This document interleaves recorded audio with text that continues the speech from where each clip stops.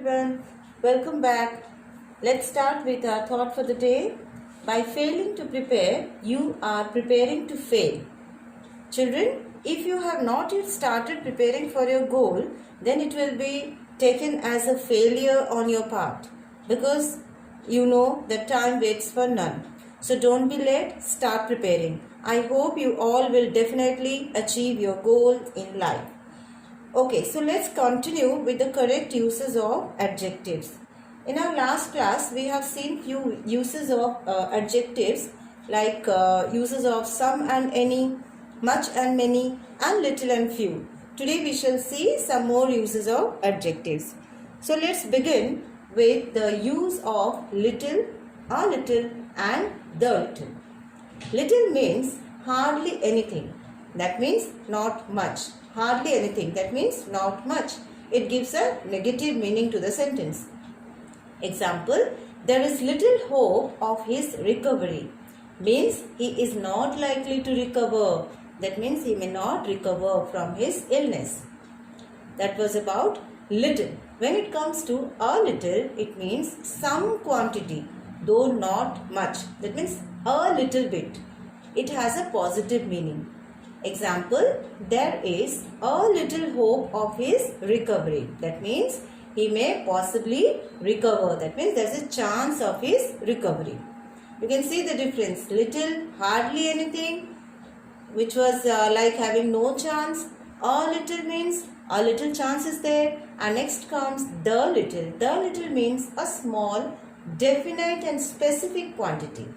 There is the little hope of his recovery. Means definitely he will recover. No doubt in his recovery. So uses of little, a little and the little. You should be very careful. When there is no chance or when the sentence seems to be negative, then use only little. When there is little chance, then a little. And when there is a definite chance, then you can use the little.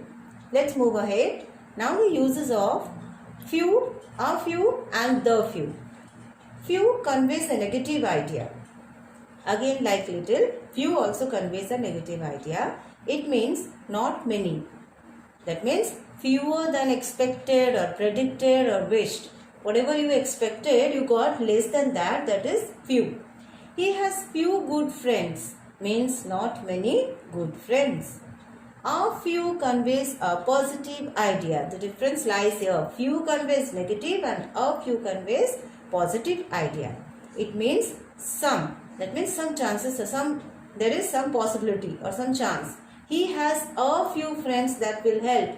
Means some friends will surely help out of all the many friends he has.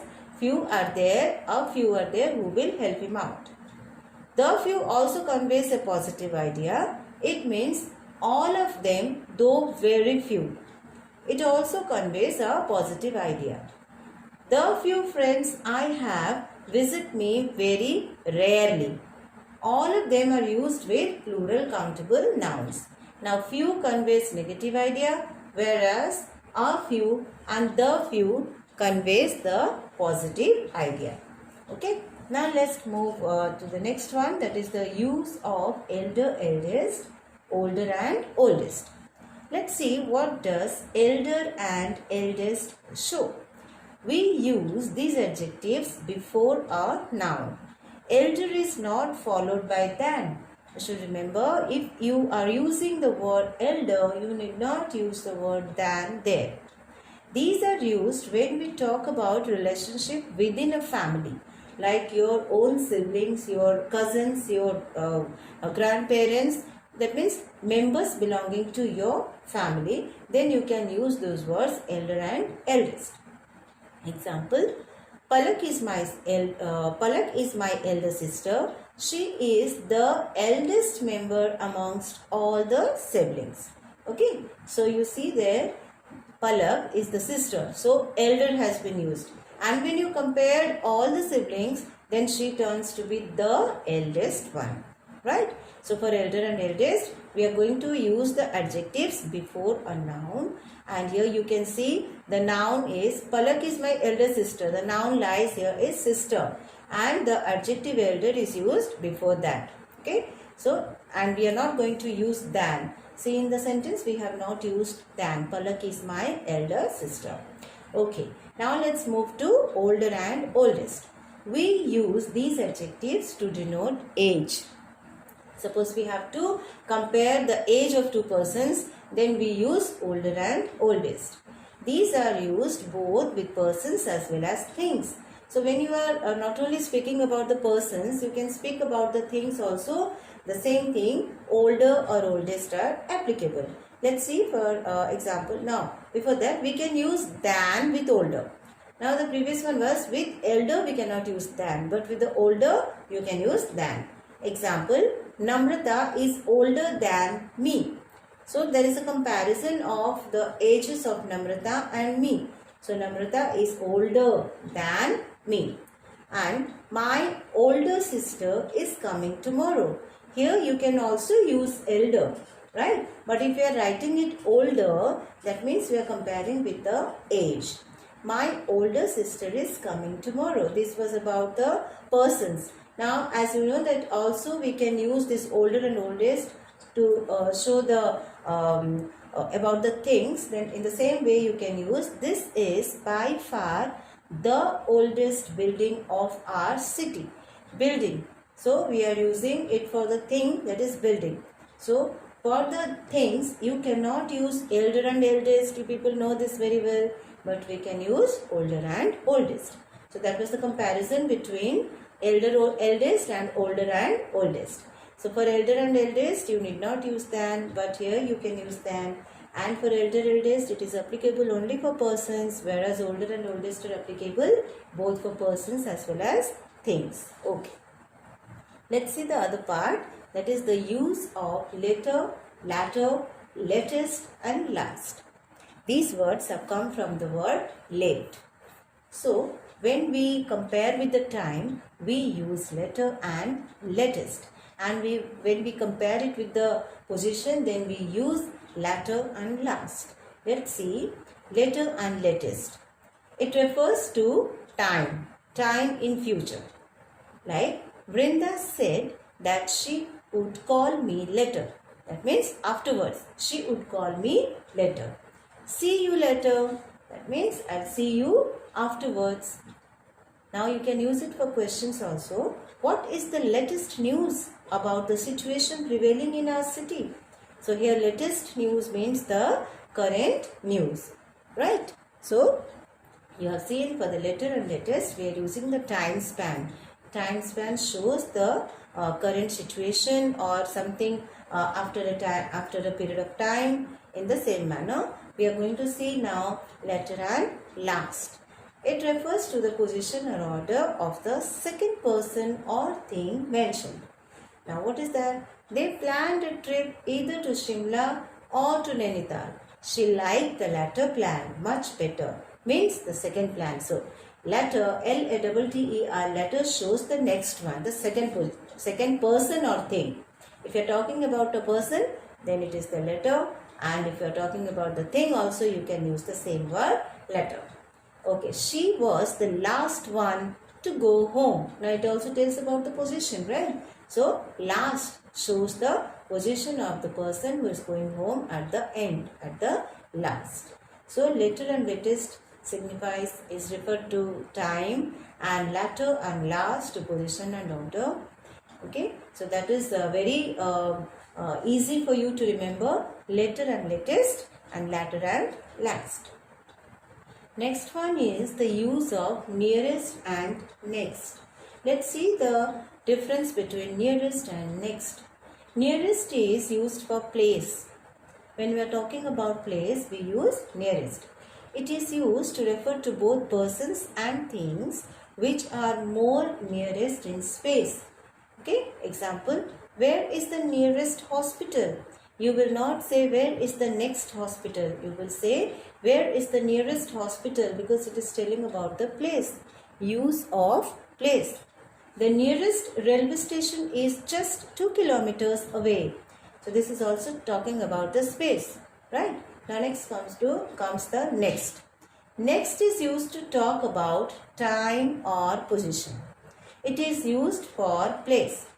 Nearest is used for place and next is also used to refer to the place. Here place means the position. Example, we are looking forward to your next visit. Here it is the time. Next visit means next time when you are going to visit, we are looking forward to that. It is used in most common expressions like next to, next door, such type of words. Who is sitting next to Sandeep? Right. So for next, you can make use of next to talk about time or position, and the nearest one is also for place and it is applicable to both persons and things. Okay. Now let's see the uses of as, dash as and so dash as. Now this dash has to be filled up with an adjective. Okay. Now let's see the first one, as dash as. It is used with both positive and negative comparatives. It is used to make comparisons when the things or persons we are comparing are or aren't equal in some way. Since it is used for both negative and positive, so it can be compared with are or aren't equal in some way. She is as cunning as a fox. That means it is equal. She is equally cunning like a fox. As cunning as a fox. The next one, she is not as cunning as you think. That means she is not equal to the degree how we think that she will be cunning. So you can make use of as, dash as in both positive and negative comparisons.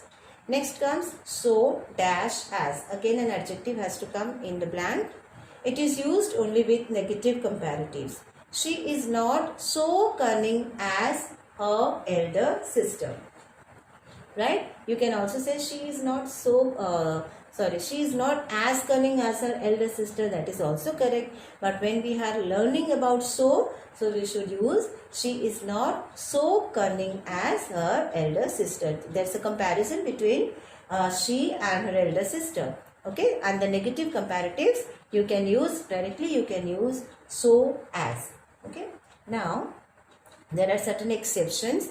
Now some words are there in adjectives where we are not able to form their comparatives and superlatives by adding er, est or more and most.